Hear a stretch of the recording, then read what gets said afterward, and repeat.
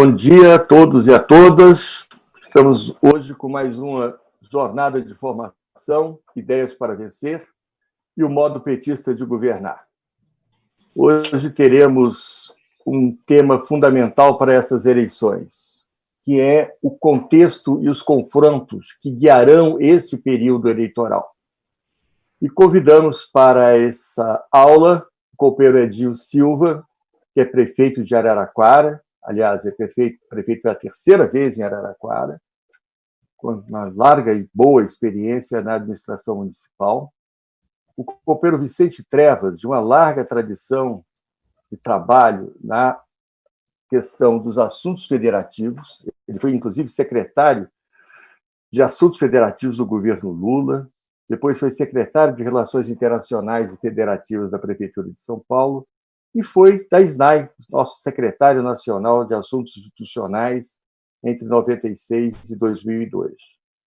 E a querida companheira Esther Solano, doutora em Ciências Sociais, que é professora da Universidade Federal de São Paulo, que é pesquisadora sobre o perfil do novo conservadorismo no Brasil. É uma honra, um prazer estar com vocês aqui, notadamente com a querida companheira Esther Solano, que tanto tem nos ajudado com as suas pesquisas de profundidade desde alguns anos na Fundação Perseu Abramo e no PT.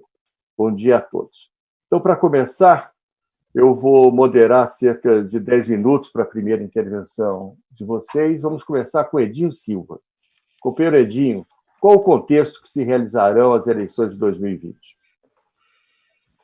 Olha, Joaquim, primeiro, se você me permite, eu quero saudar a SNAI, saudar você como nosso dirigente pela iniciativa, por essa reflexão, saudar meu professor, companheiro Vicente Trevas, companheiro que tem uma importância muito grande para todos nós que debatemos as relações institucionais no Brasil, a organização das políticas públicas. O Vicente sabe do carinho que eu tenho por ele e do respeito. Eu quero também saudar a Esther. Eu tive a grata felicidade e a honra de participar com a Esther em 2018 de um debate de balanço eleitoral. A Esther fez uma fala marcante que eu nunca mais esqueci, acho que nunca mais vou esquecer. E me interesso muito por todas as manifestações que a Esther faz, procuro ler sempre as suas formulações. Mas eu, Joaquim, naquilo que eu puder colaborar, uma mesa tão representativa como essa, e com a sua mediação também, Joaquim, você sabe que você faz parte da minha história de militância e eu tenho por você muito respeito e carinho também. Eu penso que, se nós formos pensar o contexto das eleições de 2020, é claro que será diferente de 2018, será diferente de 2016, porque a conjuntura política brasileira mudou muito, né? Certamente a Esther vai focar o Bolsonaro e o bolsonarismo, e, portanto, o Bolsonaro desmistifica um pouco o bolsonarismo, mas é claro que é nítido que essa direita que simboliza o bolsonarismo, ela ainda está articulada, ela está organizada e ela é orgânica na sociedade brasileira hoje, o que não existia em 2014, por exemplo. Era algo que se expressava, mas era desorganizado, era disperso. Hoje isso ganha organicidade com o governo Bolsonaro, e o bolsonarismo é maior que o Bolsonaro. E ele deve perdurar por um longo período ainda na sociedade brasileira, mesmo com o declínio e o enfraquecimento do governo Bolsonaro, né? As eleições de 2020, elas serão disputadas, né, com esse declínio do bolsonarismo, mas com essa organicidade, com o declínio do Bolsonaro, mas com essa organicidade do bolsonarismo.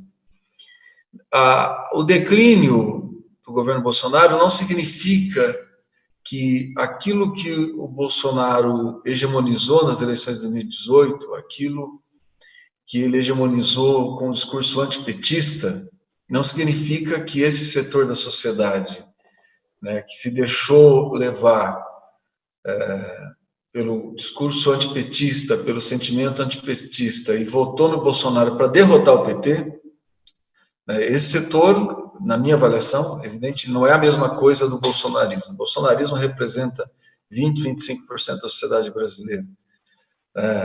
Esse setor que derrotou o Haddad nas eleições de 2018 é muito mais amplo que isso, né? Portanto, o Bolsonaro hegemoniza uma parte da sociedade brasileira com o antipetismo. Não significa que o declínio do governo Bolsonaro, que esse setor da sociedade brasileira correrá para os braços do PT e para os braços da esquerda. Eu não acredito nisso. Eu penso que é um setor em disputa e nós devemos disputá-lo, mas não significa a queda do Bolsonaro, não significa a ascensão do PT. Nós temos que ter clareza disso e formular sobre isso, e ter muita capacidade de entender o que está acontecendo na sociedade brasileira e entender qual é o nosso desafio nas eleições de 2020. Se você me permite, para que eu não me perca aqui na ansiedade de falar sobre tudo, eu penso que tem algo que ele é estrutural, e que ele vem, na minha avaliação, desde as manifestações de junho de 2013. Muitos de nós, isso não é consenso no PT, muitos de nós, inclusive formuladores importantes do PT, pensam que junho de 2013 foi algo hegemonizado pela direita. Eu não acredito nisso. Junho de 2013 é muito mais complexo. Junho de 2013, depois, uma parcela das mobilizações de junho de 2013 desemboca no movimento de direita e desemboca no bolsonarismo. Mas uma parcela muito importante de junho de 2013 não tinha bandeira de direita, não era representada pela direita. E é isso que eu penso que nós temos que entender. Talvez a Esther possa falar com muito mais autoridade do que eu, mas eu tenho pensado muito no conceito de interregno do Gramsci, né? Quando o velho ruiu e o novo ainda não teve força para emergir. Eu penso que nós estamos vivendo exatamente isso. Existe uma crise na democracia representativa. E essa crise ela não é só brasileira, é uma crise internacional, que se agrava com a crise econômica de 2008. Ou seja, o empobrecimento do mundo, além de criar condições para o surgimento de movimentos de direita, de ultradireita, de neonazismo, de neofascismo, também explicita, né, uma crise da democracia representativa. Ou seja, a sociedade, uma parcela importante da sociedade mundial, entende que a democracia representativa não responde mais, não é mais um instrumento de resposta dos seus anseios. Ou seja, a democracia representativa vive uma crise que é agravada com o empobrecimento, com a crise econômica de 2008. E isso gera, né, todas as mobilizações, da Primavera Árabe, do norte da África, depois o Occupy Wall Street, depois os indignados na Europa, e chega no Brasil.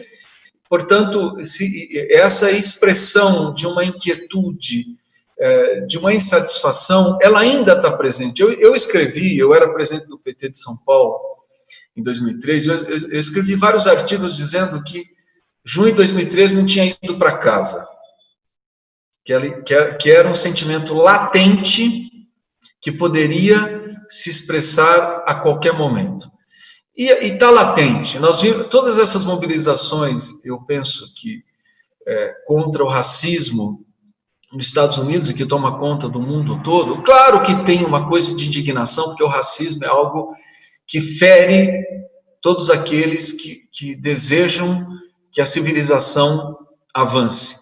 Mas é claro que tem uma inquietação presente, tem algo que é maior que o fato.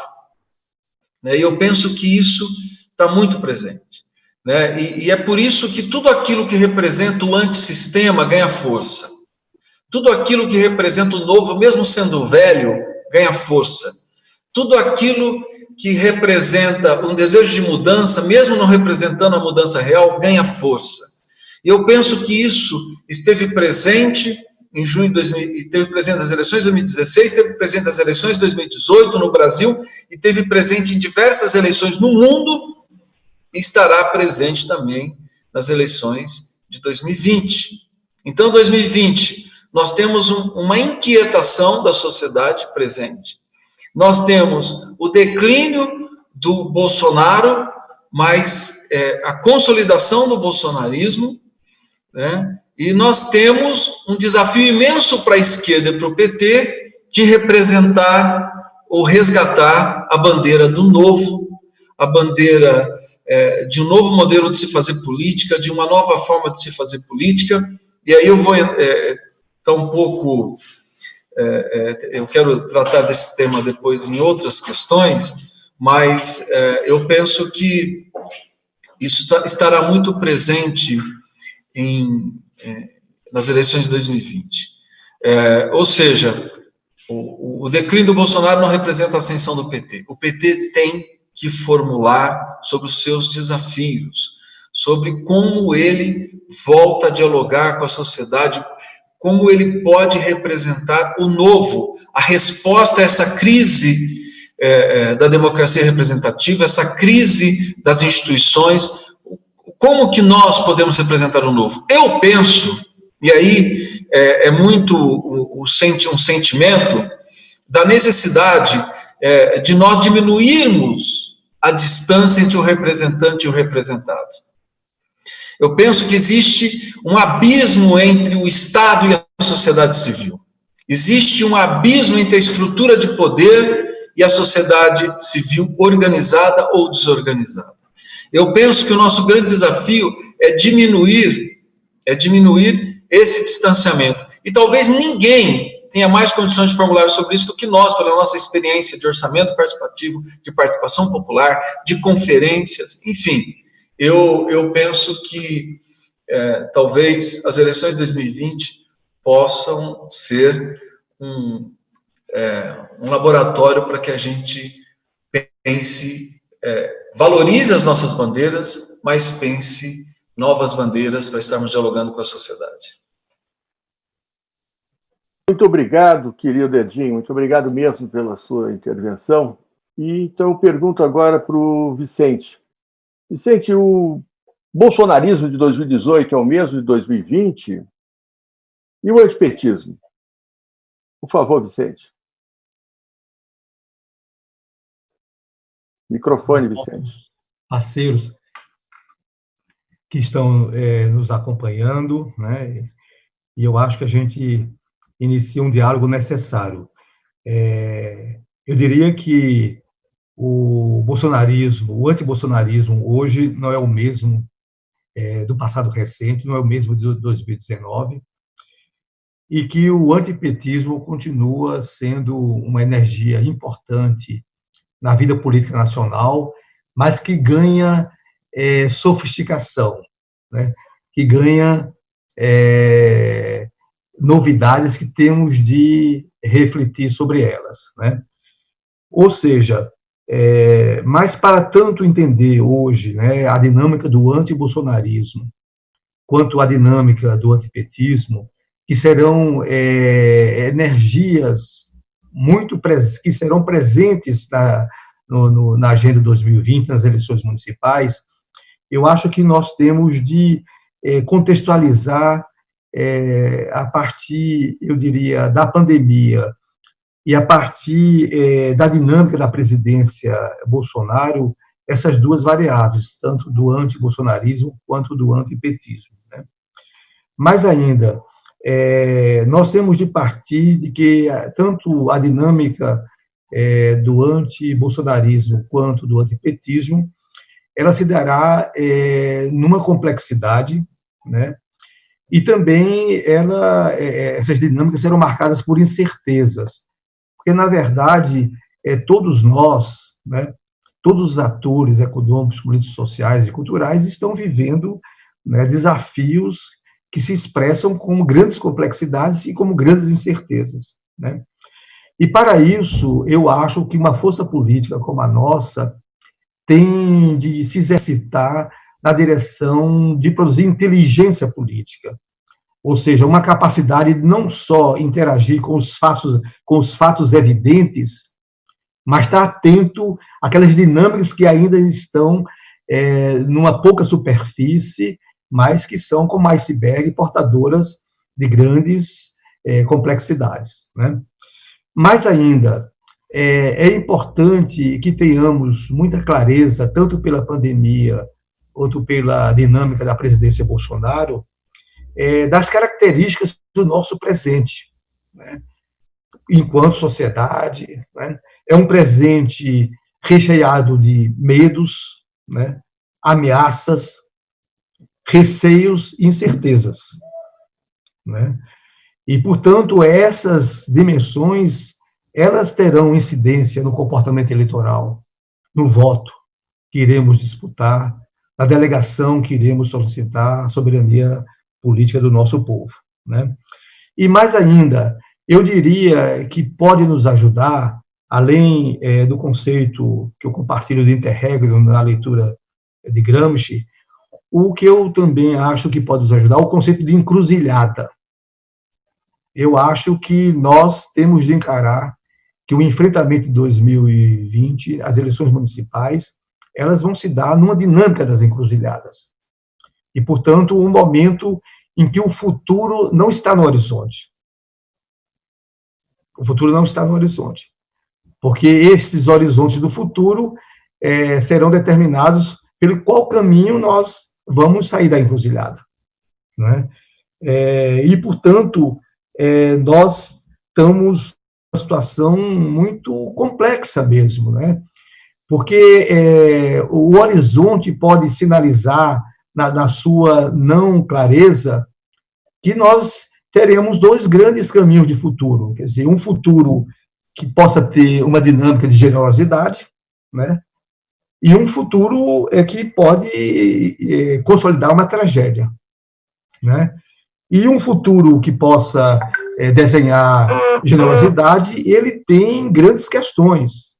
E eu diria que a principal delas é reafirmar um pacto civilizatório, né?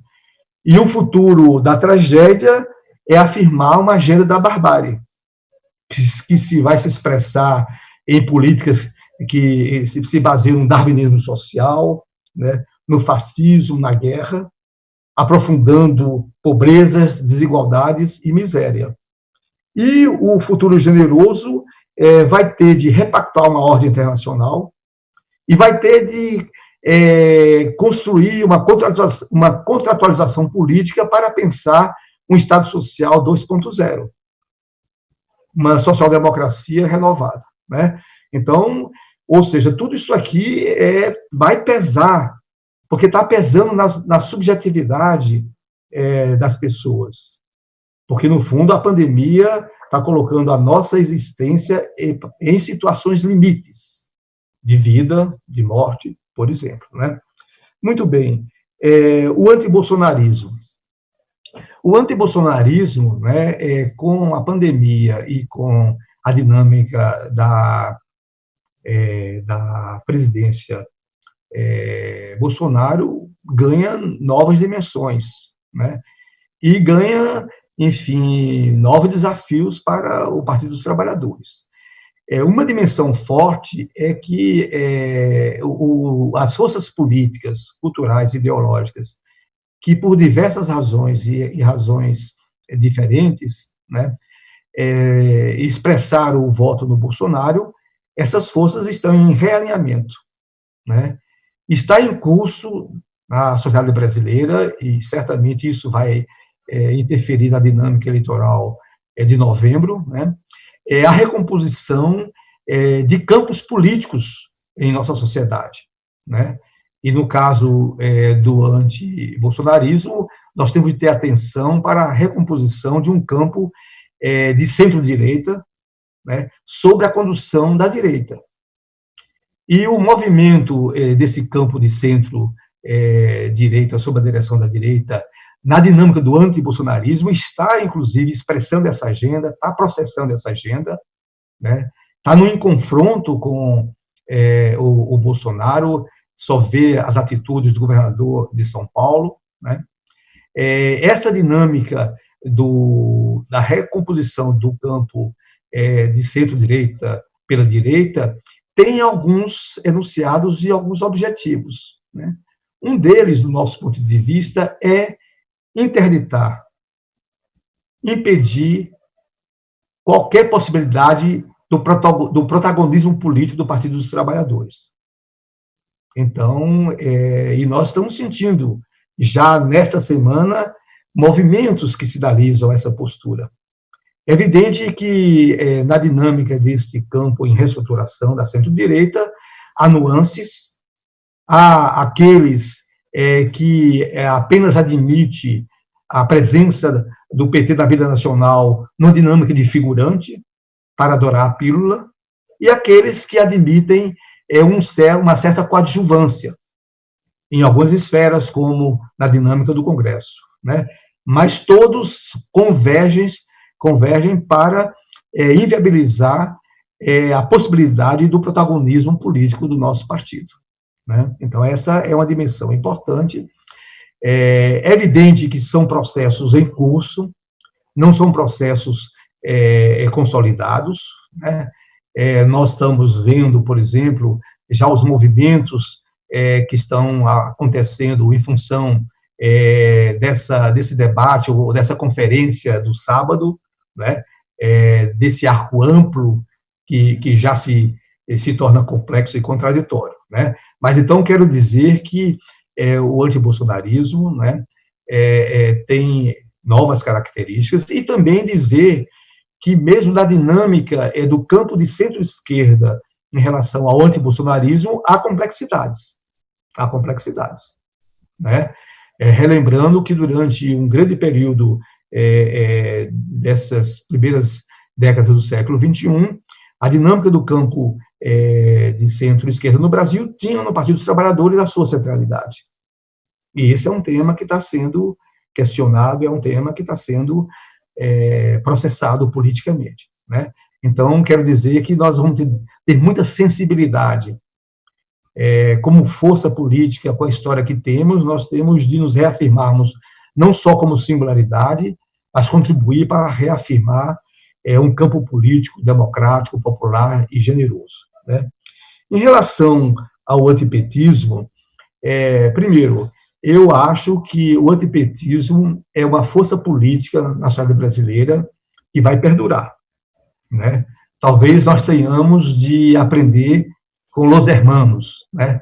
Com os nossos queridos companheiros da Argentina, para entender o papel do antiperonismo na história política nacional argentina. Evidentemente que não se trata dos mesmos fenômenos, mas eu acho que temos de perceber similitudes, né? Então, o antipetismo é uma energia que se faz presente na dinâmica política e cultural ideológica hoje da sociedade brasileira. Então, nós vamos ter de saber lidar. Evidentemente que hoje ele perde uma certa potência, porque, na verdade, as grandes desconstruções do PT estão sendo desconstruídas, né? A grande desconstrução do PT pela dinâmica da Lava Jato, do lavajatismo, está em desconstrução, né? Um conjunto de preconceitos também estão em desconstrução. Mas é evidente que nós temos de ter a sensibilidade, né, de perceber que esta é uma variável importante. Evidentemente que a sua potência, num país continental como o nosso, que tem dinâmicas políticas macro-regionais, portanto, esse antipetismo tem potências diferenciadas.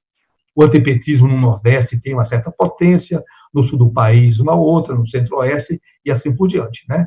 Então, nós estamos diante de duas forças, de duas energias políticas que teremos de interagir com ela, e da qual nós poderemos também captar potência para consolidar uma saída democrática, popular para essa grande crise que vive o Brasil.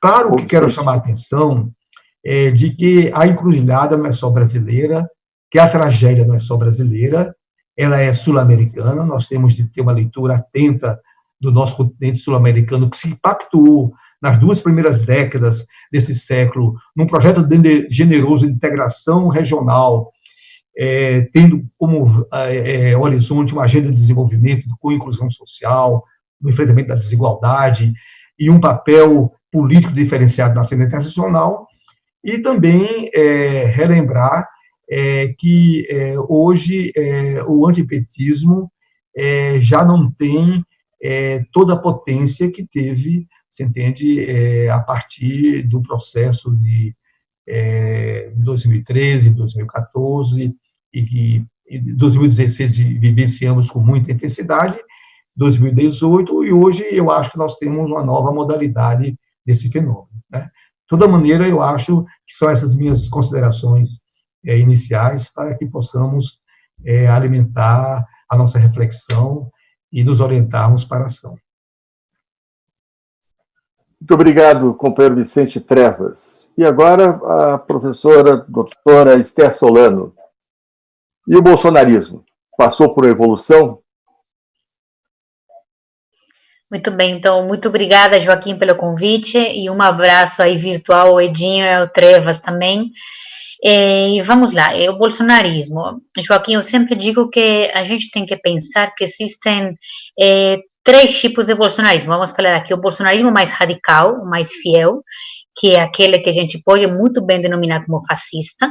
Então, aquele tipo de bolsonarismo que tem uma adesão não só político-ideológica, mas também afetivo-emocional com o projeto eminentemente violento, autoritário e fascista de Bolsonaro, né? Então, esse aí eu sempre deixo um pouco do lado, porque a gente sabe que com fascista definitivamente não dá para conversar, portanto é um protótipo que não interessa muito, interessa a nível, digamos, acadêmico, mas a nível político a gente não consegue construir pontes, né? Mas aí nós temos depois o que a gente denomina um bolsonarismo mais centro, moderado, e aí por que eu digo que dentro desse bolsonarismo nós temos 2 tipos, né? O primeiro deles seria um mais de classe média alta. Nós sabemos muito bem que esse bolsonarismo de classe média alta apoio a Bolsonaro fundamentalmente por 3 fatores, né? O primeiro é que Bolsonaro representa um casamento, uma conjugação entre uma lógica neoconservadora, mas uma coisa muito importante, a lógica neoliberal do Paulo Guedes, né? Então eu sempre digo que para essa classe média alta não teria bolsonarismo sem Paulo Guedismo, né? Essa é uma coisa importante, nessa lógica neoliberal. Mas também para essa classe não teria bolsonarismo sem lavajatismo, né? A gente sabe que essa classe média tradicional, classe alta, ela foi muito influenciada também pela lógica lavajatista e também pela lógica antipetista, que vou falar depois, né? Agora, mas há um outro conjunto populacional que a mim me interessa muito mais ainda, que é o bolsonarismo moderado popular, ou seja, aquela base popular muito precarizada, muito vulnerabilizada, evidentemente que a vítima principal da crise sanitária da Covid-19 e da crise econômica que está chegando por aí, uma classe popular que já votou no PT, que já votou no Lula, inclusive que já votou na Dilma, e que em 2018 faz uma mudança radical eleitoral e vota em Bolsonaro. Essa classe popular moderada, por que é interessante? Primeiro, porque é a mais vulnerabilizada, mais precarizada. Segundo, porque justamente é aquela que está abandonando, né, o bolsonarismo. E quais são os elementos que definem esse bolsonarismo dessa classe popular moderada? Bom, muito fortemente um componente aí fundamental, que é o componente da negação da política, o sentimento antipartidarista e antipolítico. Isso é bem interessante, Joaquim, porque quando a gente faz pesquisa com essa base popular, há um conceito que apareceu muito, que é o conceito do abandono. A ideia de que os pobres estão abandonados pela classe política no seu conjunto como um todo, estão desamparados pela classe política. Então, acho que esse é um primeiro ponto de reflexão muito importante, nessa ideia de que a classe política seria não só corrupta, mas também elitizada, fisiológica, preocupada só pela sua própria sobrevivência, né? Então, esse componente de antipartidarismo, antipolítica. democrática. Há um outro componente fundamental, que é, evidentemente, o componente do antipetismo, e eu queria aqui resumir brevemente, Joaquim, dois elementos nos quais se fundamenta esse antipetismo nessa base mais popular, né? Primeiro deles é a questão da corrupção, então a gente sabe muito bem que ainda o rótulo da corrupção, ele permanece como uma grande pedra, né, que a gente não consegue tirar das nossas costas, mas há um outro elemento fundamental que acho que a gente podemos refletir sobre ele, que é o seguinte: nas minhas entrevistas aparece muito a seguinte ideia: professora, o PT do tempo do Lula, ele estava muito preocupado pelo trabalhador, dava para confiar nele, era um PT que apostava pelo trabalhador, que cuidava do trabalhador. O PT de agora, a gente não sente tanto essa preocupação pelo trabalhador. Então, essa crítica aparece muito, Joaquim, a ideia de que o PT atual não estaria tão preocupado pela defesa do trabalhador e estaria, de fato, preocupado por umas questões mais burocráticas, internas, mas não tanto por defender, de fato, um trabalhador que, inclusive, está muito mais precarizado hoje, né? Então, essa ideia do abandono da lógica da luta contra a pobreza, contra a desigualdade e pelo trabalho digno, né? Junto com esse antipetismo, uma lógica muito forte do anti-esquerdismo, então a criminalização do campo da esquerda de forma geral, e aí aparece de uma forma muito potente, uma criminalização muito forte do campo das lutas identitárias, né? Que a gente pode pensar também um pouco, né? Porque as lutas identitárias se apresentaram de uma forma, como se elas foram, de fato, uma forma agressiva e violenta de lutar contra a família tradicional, contra os costumes, etc. Então, acho que a gente aí pode refletir um pouco de que forma que a gente reapresenta as pautas identitárias, que são tão caras para nós, numa linguagem, num formato, né, numa arquitetura que não seja de fato agressiva e que não seja de fato entendida de forma agressiva por essa população, que é uma população moderada, conservadora, que no fundo a grande maioria da população brasileira, né? A gente sabe que nós temos uma sociabilidade que é fundamentalmente conservadora, né? E há dois elementos que são muito importantes na população que votou em Bolsonaro, essa classe mais popular, que eu gosto muito de destacar, porque são desafios muito grandes para o campo progressista. O primeiro deles é a questão da luta por valores, a luta por valores que tem a ver, sobretudo, com valores familiares, com valores morais, com valores religiosos, né? Então, a gente fala que o Bolsonaro, ele representa uma moralização da política e uma certa cristianização da política, né? Ele eleva, né, a questão religiosa e moral, enfim, ao topo da pirâmide representativa democrática, né?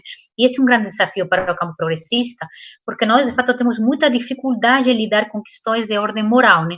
Com tratar temas, por exemplo, como família. E família é um elemento caríssimo, prioritário, nevrálgico para toda essa população, por exemplo, mais periférica, mais empobrecida, de caráter conservador, né? E, enfim, eles representam milhões de brasileiros que estão aí, digamos que órfãos politicamente, né?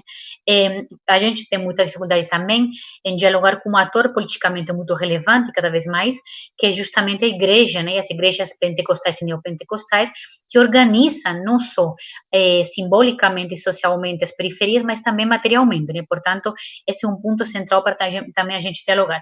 E um outro elemento desse bolsonarismo mais popular e também de classe média é o que a gente denomina a militarização da vida e da política, né?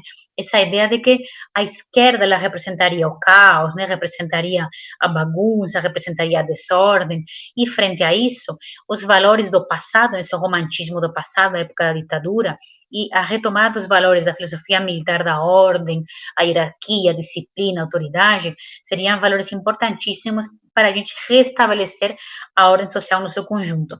E aí eu acho, Joaquim, que nós temos um outro elemento de autocrítica muito importante, que é justamente a questão da segurança pública.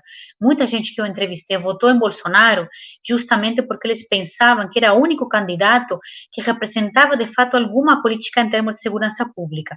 Você sabe que eu entrevistei algumas pessoas que falavam assim comigo, Soriano, olha, a gente nem gosta tanto de Bolsonaro, mas é o único candidato que fala, de fato, em segurança pública. Obviamente que a gente sabe que é uma fala mentirosa, que é uma fala artificial, demagógica, mas eu acho que aí é um ponto de autocrítica importante. Por que o campo da esquerda, o campo progressista, está demorando tanto, de fato, em falar de uma forma contundente e comunicativa do campo da segurança pública? Então, só para concluir, Joaquim, eu te diria o seguinte: como o Edinho falava antes, os elementos de bolsonarismo são muito mais importantes do que o próprio Bolsonaro. E alguns elementos, como esse elemento fascistoide, né, da misoginia, o racismo, o classismo, os quais, evidentemente, a gente nunca, jamais vai converger. Mas há outros elementos, como, por exemplo, essa questão das pautas morais, né, das pautas éticas, familiares, religiosas, das pautas, por exemplo, sobre segurança pública, ou inclusive a questão da corrupção, que a gente deve, de alguma forma, testar narrativas, né, sobre a corrupção, né, para não deixar que o debate sobre a corrupção seja totalmente manipulado e monopolizado pela direita, que acho que colocam aí vetores interessantes para a gente pensar quais são as nossas estratégias, porque de fato eu concordo muito com o Edinho, a crise do Bolsonaro não significa nem muito menos a crise do bolsonarismo, os elementos do bolsonarismo continuam aí, estão enraizados na população, estão fortes, estão vivos, e evidentemente que a crise político-eleitoral do Bolsonaro não significa que esses votantes decepcionados caiam no colo do PT. Eu acho que a reconstrução do campo democrático progressista é absolutamente fundamental e ele deve levar em consideração esses elementos do bolsonarismo mais popular, com os quais definitivamente nós temos que conversar, sim. Muito obrigado, Esther, muito obrigado mesmo. Estamos com uma excelente conversa sobre o contexto das eleições de 2020. E agora vamos passar para a nossa segunda rodada, voltar para o Edinho, e colocar o seguinte problema. O que os prefeitos e as prefeitas eleitas em 2020 podem esperar do futuro? A pandemia muda as condições de governar? Edinho, por favor. Olha, Joaquim, eu só se você me permite, eu sei que eu tenho menos tempo agora, mas só para fazer um resgate de algo que eu penso que é bem importante. Sobre o papel histórico do PT, de forma bem simples. Eu penso que o PT ainda é, e vai continuar sendo um longo período, a não ser que a gente erre muito, o maior instrumento de luta do povo brasileiro. Tanto é que as reformas antipopulares contra os interesses dos trabalhadores, elas só avançam por conta do enfraquecimento do PT e, consequentemente, o enfraquecimento do campo democrático popular. Então, nós temos que entender, independente de alguma divergência que a gente tenha entre nós, que, nesse momento, colocar o reposicionamento do PT, né, na sociedade brasileira, a sua capacidade de articulação, de elaboração política, é aquilo de mais importante que nós temos que fazer. Porque se o PT não se reposicionar, o desequilíbrio de forças continuará sendo tamanho e os trabalhadores vão continuar tendo derrotas aí que depois podem levar décadas para que a gente consiga recuperar. Principalmente nessa nova fase de reorganização do capitalismo que já está acontecendo e vai continuar acontecendo como uma tentativa de resposta à crise econômica de 2008. O Vicente falou algo que é muito importante, que eu quero ressaltar, que é a importância da construção de um campo democrático e popular, que inclusive vai além das alianças eleitorais. Esse momento, e tem um livretinho, que é um livretinho mesmo do Boaventura, que ele diz assim, que o título é Democratas Univos, que é deve ter sido uma palestra dele, uma análise que ele faz da situação da democracia no mundo, onde ele coloca como eixo central nesse momento a defesa da democracia. E eu coloco como eixo central a defesa da democracia devido ao avanço, né, das forças de direita, das forças antidemocráticas no mundo, e coloco talvez o desafio de nós repensarmos a organização da democracia, de que forma que o sistema democrático vai se organizar. E aí eu penso que o desafio para os prefeitos, primeiro nós temos que ganhar a eleição, que será um embate duro de 2020, não será um embate simples, será um embate de nós conseguimos traduzir esses desafios que todos nós estamos colocando aqui, que a Esther colocou de forma brilhante, o Vicente também, nós temos que traduzir isso em propostas eleitorais, ou seja, o que nós vamos apresentar que valorize o nosso legado, mas que consiga traduzir em novo os desafios colocados na sociedade hoje. Ou seja, que modelo de governo nós vamos apresentar para a sociedade que traduza essa ansiedade, essa inquietação tão presente, esse descontentamento, esse descrédito da política. E tem uma coisa que é importante, a derrocada do governo Bolsonaro vai aumentar ainda mais o descrédito de uma parcela da sociedade, que investiu nele, que acreditou que ele seria a solução. Nós tínhamos certeza que ele não seria a solução, mas uma parcela da sociedade acreditou que ele seria a solução, portanto, a derrocada do seu governo vai aumentar o descrédito de uma parcela grande da sociedade que já estava descrente, né? Uma parcela, 40% do povo brasileiro se recusou a votar. É bom a gente ter isso como claro, né? Só nós olharmos 2016, 2020, isso oscila um pouco para cima, um pouco para baixo, mas por volta de 40% do povo brasileiro se recusou a se posicionar nas urnas, né? Então, eu penso que nós temos que traduzir essa inquietação em propostas de uma nova forma de governar que aproxime o governante do governado, que aproxime o aparelho de Estado da sociedade civil, que faça com que a sociedade civil tenha mais controle do Estado. A resposta para a corrupção, eu penso que é isso, a sociedade civil tem que ter controle sobre o Estado. Nós temos que aumentar os instrumentos de controle da sociedade civil sobre o Estado brasileiro. E a questão do coronavírus, primeiro, o coronavírus vai ser um tema importante nas eleições de 2020. Será um tema muito importante e nós seremos cobrados de qual foi o nosso posicionamento no debate do coronavírus. Inclusive, fugindo desse antagonismo, que o Bolsonaro jogou uma isca e muitos de nós foi e mordeu a isca, como se existisse uma contradição entre o isolamento como medida de vigilância epidemiológica e trabalho, como se essa contradição existisse. Ela não existe, né? O isolamento é uma medida de vigilância epidemiológica para que você não permita uma contaminação em larga escala da população, colocando em xeque o sistema de saúde. Mas tem uma parcela da sociedade brasileira que precisa trabalhar, que ela não tem um colchão que suporte ela ficar em isolamento por um período muito longo, principalmente as pessoas que já estavam em vulnerabilidade, a diarista, a faxineira, o servente pedreiro, o jardineiro, o trabalhador ambulante, são trabalhadores e trabalhadoras que não têm um colchão econômico para aguentar muito tempo em isolamento, eles precisam trabalhar. Uma parcela da sociedade brasileira precisa trabalhar. Como precisa trabalhar? Os funcionários da área da saúde, da assistência social, do transporte coletivo, da segurança pública. E esses o Estado tem que criar uma estrutura que cuide deles caso eles venham ficar doentes. Fugir desse antagonismo entre isolamento e trabalho é uma tarefa importante para nós. Importante, porque senão a gente defende só o servidor público, só a classe média, só aqueles que têm colchão social para suportar o isolamento. E nós não defendemos aqueles que não têm como ficar isolados.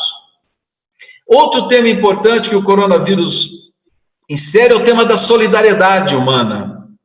Uma parcela da população que foi deslocada ainda mais para a periferia das relações econômicas e sociais, essa parcela tem que ter programa de segurança alimentar, essas pessoas precisam comer, e aí o Estado tem que levantar, não só criar condições para que essas pessoas se alimentem, mas é importante despertar o tema da solidariedade humana.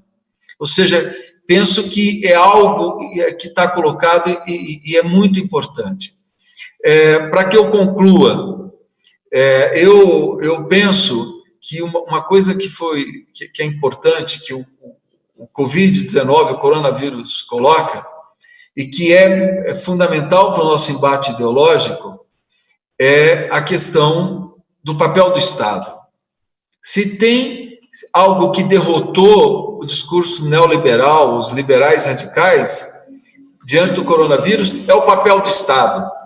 Tem um desenho colocado, a sociedade, os americanos vão carregar, por resto da sua história, a marca da maior letalidade de coronavírus, dessa pandemia mundial que nós estamos vivendo. Por quê? Porque eles não têm um sistema público de saúde que seja democrático, que consiga atender toda a sociedade americana. Eles têm ensaios, dependendo de um estado, de uma cidade, não existe um sistema público universal nos Estados Unidos, e é por isso que eles estão acumulando, e vão acumular ainda mais, e vão carregar ao longo da sua história a marca da maior letalidade de coronavírus. Portanto, o Brasil tem o SUS. Alguém pode dizer, o Brasil tem o SUS e tem a segunda marca, e acho que a segunda marca é nossa também, ninguém nos tira. O Brasil tem o SUS e tem a segunda marca, mas não tem um governo central que seja capaz de unificar o país e fazer do SUS um instrumento de derrota do coronavírus. Os prefeitos dão sinais, os governadores dão a maior parte dos governadores dão um sinal, o mesmo sinal que os prefeitos, que é do isolamento, que é do enfrentamento da doença. O presidente da República dispersa a sociedade. Ele mobiliza a sociedade civil contra as prefeituras e os estados. O SUS, se nós tivéssemos um governo central que unificasse as ações, que unificasse o povo brasileiro, pela capilaridade do SUS, hoje nós estaríamos numa situação bem melhor de enfrentamento ao coronavírus. Portanto, o coronavírus coloca algo que é emblemático. Não haverá política pública vitoriosa, política pública capaz de sanar os anseios da população mundial se não tiver Estado. Se não tiver Estado forte, capaz de fazer pesquisa e de organizar políticas públicas. Obrigado. Muito obrigado, Edinho. E agora eu vou passar para a Esther novamente. Esther, já na sua primeira fala, você comentou o que pensa, o que é a cabeça desse bolsonarista moderado, arrependido. Dá para estimar quantos são? E tem algum ponto de contato dessa turma? Como reconectá-la com o pensamento progressista? Pode continuar, por favor, professora. Olha, Joaquim, o que as estimativas falam? Nós temos, primeiro aqui, eu acho uma coisa importante, quando a gente fala o seguinte, Bolsonaro tem uma base fiel de 30%, 25%, né, que é aquela que sempre avalia como ótimo e bom governo dele. Isso aí eu gostaria de problematizar, porque quando a gente faz pesquisa em profundidade com esse público, que basicamente o que eu faço, basicamente é o seguinte, eu sento com essas pessoas, com os bolsonaristas, e falo com eles durante 3, 4 horas, né, aí dá para você entender muita coisa. Eu sempre digo que essa base de 25%, 30% não é absolutamente fiel. Os cálculos que nós temos feito, e há alguns cálculos interessantes, por exemplo, na UFMG, na Federal de Minas Gerais, eles estimam mais ou menos que o público que realmente poderia ser denominado fiel, aquele absolutamente radical, seria aí ao redor de um 10%, mais ou menos, aquele público que é absolutamente bolsonarista até a medula, né? Mas o restante, até esses 30%, quando você conversa mais em profundidade, você vê que, de fato, há fragilidades, né? Há pontos aí de desencontro e há, de fato, algumas questões que a gente poderia, assim, explorar na comunicação. Eu quero começar falando nisso, porque eu acho que nós temos, sim, possibilidades, inclusive até para furar um pouco mais esses 30%. Mas o que eu vejo nas pesquisas, Soriano? A primeira coisa, começa a haver um público muito desiludido com Bolsonaro. Por quê? Por 3 questões fundamentais. A primeira são as reformas anti-povo, anti-trabalhador. Então, nessa base popular, há muita gente muito decepcionada pelas reformas do Paulo Guedes, principalmente por 2. A reforma da Previdência e a flexibilização das leis trabalhistas, né, que de fato foram muito duras para um público mais vulnerável, mais precarizado, o tal do público uberizado hoje em dia, né. Há uma outra coisa muito importante que decepciona muitas pessoas, que é o comportamento agressivo, violento, instável de Bolsonaro. As pessoas falam assim, não dá, ele teria que ter muito mais decoro, teria que cumprir realmente o ritual da presidência, ele realmente cria instabilidade, ele cria muito mais caos, e isso é visto de uma forma negativa. Há um ponto muito forte, Joaquim, que a gente vê nas entrevistas, que é uma avaliação muito negativa dos filhos de Bolsonaro. E as pessoas falam assim, os filhos dele são irresponsáveis, são de fato uns moleques, não deveriam estar lá, e aparece uma ideia de que os filhos dele poderiam ser muito bem corruptos, né? Então a ideia da corrupção começa a pairar na família Bolsonaro por meio dos filhos, e eu estou captando aí algumas falas de bolsonaristas mais arrependidos, falando o seguinte, bom, os filhos são corruptos, e quem sabe se o pai de repente estaria cobertando os filhos, o Bolsonaro está se metendo muito aí em problemas por causa dos filhos, né? Então eu acho que esse é um ponto sensível também que a gente poderia, quem sabe, explorar, nessa ideia de que esse possível germe de corrupção nos filhos que poderia acabar contaminando também o pai, né? Agora, há duas coisas fundamentais que me parece que são talvez os pontos de entrada para esse bolsonarismo arrependido que tem a ver com o que o Dinho falava, na pandemia. Primeiro, a tese da tal da gripezinha de Bolsonaro, ela não é aceita praticamente por ninguém, só por esse público muito mais radicalizado. As pessoas têm medo do coronavírus e sabem que o coronavírus é problemático, sim, que ele mata, que ele contagia. Então, essa é uma tese que não pegou de fato. E o que eu vejo nas entrevistas, Soriano, é que as pessoas falam o seguinte, o Bolsonaro, inclusive até os fiéis, falam assim comigo, o Bolsonaro, ele foi responsável, ele realmente deu um exemplo péssimo, convocando as manifestações, indo para a rua, ele deveria ter ficado em casa e ter agido de uma forma muito mais responsável. Então, a avaliação da gestão do Bolsonaro frente à pandemia é negativa, mas desse público, né? Mas é uma coisa muito importante que eu estou captando, que é o principal elemento de decepção desse bolsonarista que hoje está arrependido, que não é só a má gestão da pandemia, mas que tem uma coisa que tem muito a ver mais com o caráter, né, com a falta de ética do Bolsonaro, que seria o quê? O deboche com os mortos. Quando ele ri dos mortos, quando ele debocha dos contagiados, dos doentes. Então, veja bem, eu falava aqui antes que esse público mais popular tem um elemento muito caro, muito nevrálgico, que é a família, a questão dos valores, da ética, da moral. Bolsonaro, em boa parte, foi eleito porque ele supostamente representava isso. Hoje em dia, esse mesmo público que votou nele, guiado por essas pautas, está falando comigo, eu estou muito decepcionada com o Bolsonaro, porque ele está fazendo uma coisa que é intolerável, ele está rindo dos mortos, debochando dos mortos. Então, essa decepção não tem a ver com uma questão só ideológico-política, tem a ver com uma questão muito mais profunda, que é de caráter, a falta de humanidade dele. A gente podia muito bem também aproveitar tudo isso, todo esse desencantamento. Agora, e outra coisa também que o Dinho falava, que eu estou sentindo muito, é a defesa da população, inclusive bolsonarista, dessa população mais de classe popular, dos serviços públicos e do papel do Estado. O SUS, nas minhas entrevistas, Joaquim, o papel do SUS aparece realmente muito, muito relevante. Nós devemos cuidar do SUS, e até os bolsonaristas mais fiéis, dessa base mais popular, falam assim, o SUS é uma conquista do povo, nós temos que cuidar do SUS. O auxílio emergencial de R$600, ele é também defendido por muita gente, mas cuidado, porque a maioria das pessoas pensam que a autoria do auxílio foi do Bolsonaro e não da oposição. Isso é uma coisa importante. E as pessoas também relatam que elas pensam que é importante o papel do Estado na retomada de um emprego de qualidade, então nos planos para retomar uma agenda de emprego, uma agenda de fortalecimento do trabalho. Agora, qual que é a complicação aí? A gente testou nas entrevistas duas grandes narrativas sobre o coronavírus que estão, de fato, conquistando e reverberando até no bolsonarismo mais arrependido. A primeira delas, o Jim também falava, a aparente dicotomia entre preservar a vida e preservar a economia. Até os bolsonaristas mais arrependidos estão totalmente atrapados nessa aparente equação sem solução.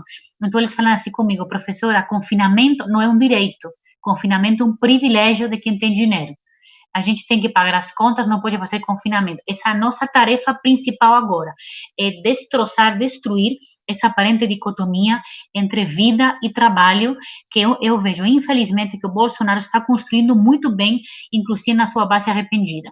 E há uma outra narrativa, Soriano, que nós testamos, e que eu estou também preocupada, porque está reverberando muito, até na população mais arrependida, que é a culpabilização que o Bolsonaro faz de governadores e prefeitos pela crise do coronavírus. Então, o Bolsonaro está conseguindo tirar das costas dele o número de contágios e de mortes e colocar nas costas de governadores e prefeitos numa criminalização da política, nessa ideia de que a política ela seria simplesmente elitista, né, fisiológica, que os políticos, governadores e prefeitos não querem cuidar das pessoas, ou querem fazer politicagem, etc. Então, qual que é o meu medo agora? Nós temos uma janela de oportunidade, sim, para falar com esse público que está se sentindo incomodado, arrependido, frustrado com Bolsonaro, principalmente por essas três vias: a questão das reformas antipovo, a questão da violência de Bolsonaro e dos filhos, né, da possível corrupção dos filhos, e a questão da má gestão do coronavírus. Mas nós temos aí, de fato, dois problemas muito graves, que são as grandes narrativas do coronavírus, a dicotomia vida versus saúde e a culpabilização de prefeitos e governadores, tirando os mortos das costas de Bolsonaro, que podem fazer com que a gente passe de uma situação de desidratação do Bolsonaro e de decaimento, né, da curva da popularidade de Bolsonaro, a recuperar a popularidade de Bolsonaro se a gente não conseguir contrapor a nossa narrativa sobre o coronavírus, sobre a doença, né? Então, me preocupa muito isso. E só para a gente terminar, Soriano, veja bem, por que eu sempre digo que é possível, sim, reconectar com esse público? Porque esse público, a grande maioria, já votou numa opção petista, a maioria desse público já votou no Lula, a maioria desse público, Soriano, isso é muito interessante, quando você entrevista os bolsonaristas, eu já peguei muito bolsonarista fiel falando o seguinte: bom, a gente não gosta do Lula, mas a gente sabe que ele foi o melhor presidente da história do Brasil. A gente sabe que o melhor momento do Brasil foi com o Lula. Então, há um reconhecimento da figura histórica dele, há um reconhecimento da biografia do PT, o problema é, enfim, depois essa posterioridade, né? Mas é um reconhecimento. Houve uma identidade passada com o PT, isso é uma coisa muito importante, portanto, se houve essa identidade passada, dá para reconectar, sim. A questão é muito o que a gente também falava, essa ideia de que o que eu sinto nas minhas entrevistas com essa base popular é que essa base não se sente mais reconhecida nem amparada pelo projeto petista. Então, veja, por exemplo, que falas duras que eu tive que escutar nas minhas pesquisas. Tinha gente periférica, favelada, que falava assim comigo: professora, a gente não gosta dessa reforma da Previdência, da reforma trabalhista, mas quais são as alternativas que vocês da esquerda colocam? A gente sente que vocês abandonaram os pobres, a gente sente que vocês abandonaram os trabalhadores. É muito duro você escutar isso, mas a gente tem que saber que isso está aí colocado, é importante a gente saber disso. E uma outra coisa que a gente escutou muito durante as nossas entrevistas é o seguinte: esse público bolsonarista moderado que está arrependido, né, que está desiludido, nós perguntamos o seguinte: bom, já que você está arrependido de ter votado em Bolsonaro, em quem que você votaria? Imaginemos aí 2022, em quem que você votaria, portanto? E uma coisa estarrecedora, como a maioria das pessoas arrependidas falam assim comigo: professora, mesmo não gostando de Bolsonaro, eu voltaria a votar em Bolsonaro, ou em alguma figura do bolsonarismo, porque eu não vejo alternativa. Então, acho que isso é uma coisa dramática, a ideia de que, inclusive, esse público arrependido, popular, estou falando de público popular, né? Quer dizer, se a esquerda não consegue reconectar com o público popular, o que a gente está fazendo aqui, né? Então, inclusive, esse público arrependido está confessando para mim que ele não encontra uma alternativa político-eleitoral. Então, acho que esse reposicionamento do campo progressista, esse realinhamento com esse público mais empobrecido, e uma ideia muito importante, Joaquim, a ideia da territorialidade, a ideia de estar junto com as pessoas no território, com capilaridade, com proximidade. Eu acho que isso é absolutamente fundamental, porque senão, eu tendo a concordar com o que vocês falaram, está sendo construída aí uma alternativa de direita para que vai, de fato, conseguiria capturar os votos desse bolsonarismo arrependido. Se a gente não se construir como alternativa político-eleitoral viável, existe-se a possibilidade de que esse bolsonarismo popular arrependido passe muito longe da opção progressista. Muito obrigado, Esther, muito obrigado mesmo. E agora eu vou passar para o companheiro Vicente Trevas a última fala dessa segunda rodada, com duas questões. Professor Trevas, o que deve prevalecer nessa campanha? A abordagem nacional ou a local? E viveremos um conflito do tipo a busca do novo, gestor público versus político tradicional? Como é que você vê isso? Primeiro, será uma tragédia se a gente aceitar que tem de escolher entre uma coisa e outra, né? porque nessas eleições de 2020, o contexto nacional está muito presente, né? Por exemplo, a crise sanitária é uma crise da minha cidade? Claro que não é, né? O processo de desemprego, da perda de renda, né? É só um problema local da minha cidade, da minha região? Não é, né? É evidente que nós temos de articular essas duas dimensões, tendo como mediação a minha cidade, o meu território. E a proposta, eu, como candidato, vou apresentar, né? E, portanto, esse é o desafio de termos candidatos capazes de ter um entendimento e uma inteligência política sobre a sua cidade, sobre a dinâmica territorial de sua cidade. Não só ela, mas o contexto regional, né? E aí tem 3 questões nessa primeira indagação sua que nós vamos ter de lidar. Primeiro, os nossos candidatos vão ter de sinalizar como eles, e elas, como futuro prefeitas e prefeitos, vão enfrentar os efeitos e as consequências das crises que abatem sobre a minha cidade, quer dizer, da crise econômica, e, portanto, o tema do desemprego, da renda, da precarização, da crise social, que é o tema do aumento da vulnerabilidade social, da pobreza e a crise dos serviços públicos, porque, no fundo, veja, o que é que nós estamos observando? O horizonte dos prefeitos é restringir a oferta. Qualquer candidato hoje que vai prometer expansão de serviços públicos, ele vai ser desconstruído pelos seus adversários, como um farsante, como um demagogo, porque o horizonte é da redução da oferta, ou da perda de qualidade das ofertas aí, né? E, portanto, como enfrentar essas crises, né, em minha cidade. E, para isso, nós vamos ter de combinar 2 ofertas programáticas para as nossas cidades. Quer dizer, uma oferta, aquilo que a gente poderia chamar uma agenda emergencial, né? E uma outra, nós temos de ser portadores de futuro, né? Porque o presente nele mesmo é uma encruzilhada, é um impasse, né? Então, se nós formos capazes de sinalizar para a nossa cidade alguma dimensão de futuro, nós teremos pouca potência. Quer dizer, como fazer isso? Aí, repare, as nossas cidades é uma grande complexidade, é uma grande diversidade, e, portanto, nós vamos ter de fazer uma reflexão a partir de uma tipologia das nossas cidades, no seu contexto macro-regional do país, no seu contexto da dinâmica regional e assim por diante, né? Mas eu estou convencido de que essa questão de como enfrentar os efeitos da crise em minha cidade, como propor uma agenda emergencial e como sinalizar uma agenda de futuro, um projeto para a minha cidade, é um tripé sem o qual nós teremos candidaturas pouco potentes, né?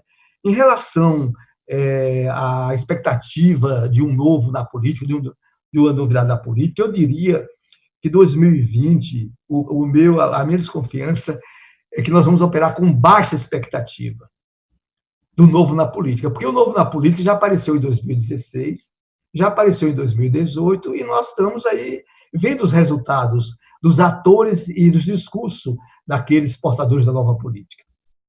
O Dória em 2016, né? O pessoal de Minas Gerais, o governador em 2018, e assim por diante. Então, né? Qual é o problema? O problema não é a novidade, o problema é dotar a política e os políticos de credibilidade. Se nós não formos capazes de expressar credibilidade, nós estaremos na vala comum, né? E essa credibilidade, ela significa várias coisas. Nós vamos ter de indagar quais são as dimensões dessa credibilidade. Mas, por exemplo, teremos candidatos que são políticos profissionais, que estão construindo uma carreira política, ou que são portadores de uma possibilidade de encontrar um caminho para enfrentar as adversidades do presente e projetar alguma coisa de futuro. Então, veja, esse aqui é um problema sério para o nosso partido. Qual está sendo o perfil dos nossos pré-candidatos, você entende, às nossas eleições municipais? É tão vinculado a uma agenda e estão em circuitos sociais dessas agendas econômicas, sociais, políticas e culturais, né? Então, esse tema, para mim, é um tema fundamental. E na construção dessa credibilidade, nós temos de ser portador do que eu, usando também algumas inspirações, de uma autoridade moral e cultural. Se nós não formos candidaturas consistentes nessas dimensões, nós não seremos candidaturas potentes, né? E um terceiro elemento é que hoje o prefeito e as prefeitas dessas eleições terão de superar a sua condição de simples gestores de serviços públicos. Eles vão ter de se expressar como lideranças de sua sociedade, de sua cidade. Portanto, eles vão ter de assumir a sua condição de governante. Nos últimos tempos, nós despolitizamos o papel dos prefeitos. Mesmo nos fóruns dos prefeitos, eles se apresentavam e se conceituavam como gestores. Eles são governantes. E, portanto, eles são portadores de projetos, são portadores de interesses, são mediadores de interesses, né? E são pactuadores de contratualizações políticas, econômicas e sociais. Então, se nós não tivermos, você entende, candidaturas com a potência para enfrentar a potência das crises, nós teremos, né, um baixo perfil de desempenho, né?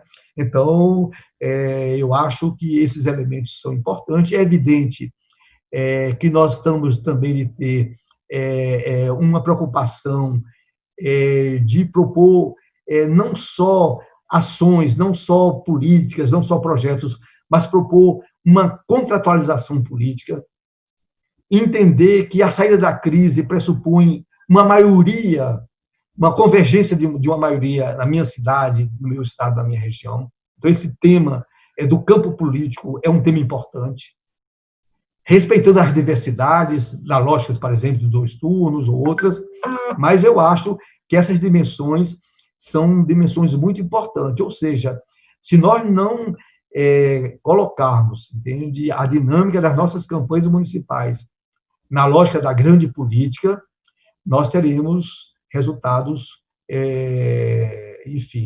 resultados pouco potentes, né? É evidente que isso significa remar um pouco com o senso comum que foi bombardeado, né? Com uma tradição de uma cultura política de um país que não se deu até hoje uma revolução educacional e cultural. O nosso senso comum brasileiro é um senso comum muito pouco informado. Se a gente está em outros países, algumas convicções, como o que é república, como é democracia, direitos estão mais consolidados, mas, ao mesmo tempo, nós temos tantos desafios e tantas possibilidades, e além de termos ensaiados, aqui eu queria dizer, nós somos uma força política que ensaiou, na história nacional contemporânea, a inovação da política, né? Então, o famoso modo petista de governar, no seu início, o que é que a gente propunha como... Era uma forma de governar. As nossas primeiras propostas, eu estou falando aqui a geração de 88 para frente, 1988, nas eleições municipais, era como nós vamos governar.